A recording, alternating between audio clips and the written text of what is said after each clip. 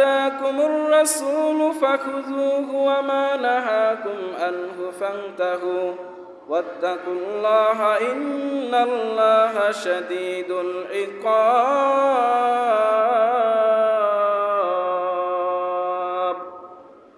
আল্লাহ তাআলা বলেছেন, রাসূল যা তোমাদেরকে দিয়েছে সেটা তোমরা ধরো, রাসূল যা তোমাদেরকে বরণ করেছে সেটা থেকে দূরে থাকো, আল্লাহকে ভয় করো, নিশ্চয় আল্লাহ তাআলা সর্বোচ্চ শাস্তিদাতা। ঠিক কি না? Whatever he prophet greens with take it, whatever he forbids from estate from it, fear Allah because he is the civil punishment.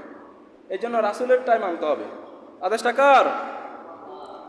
কারণ কেউ যদি আল্লাহর ভালোবাসা চায়, আল্লাহ বলেছেন আমার রাসূলকে ভালোবাসতে হবে, রাসূলকে অনুসরণ করতে হবে।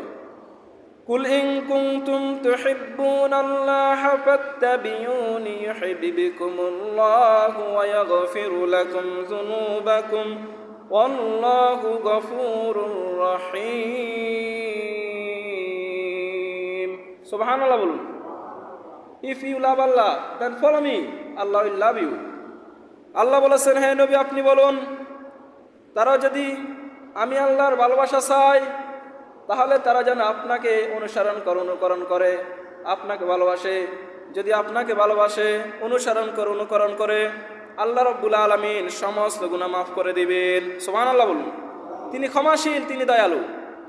যদি আপনি আল্লাহর ভালোবাসা চান, রাসূলকে ভালোবাসতে হবে, অনুসরণ করতে হবে, তাহলে আল্লাহ আপনাকে ভালোবাসবেন, আল্লাহ আপনার গুনাহ মাফ করবেন। তার মানে আজকে আমরা এই সিদ্ধান্ত উপনীত হলাম, আমরা রাসূলের ভালোবাসার পাশাপাশি রাসূলের আদর্শ আমাদের প্রতিটা কর্মক্ষেত্রে, প্রতিটা মুহূর্তে আমরা মেনে নিব ইনশাআল্লাহ বলুন। কারণ রাসূলের অনুসরণ ছাড়া কখনোই নাজাত মিলবে না।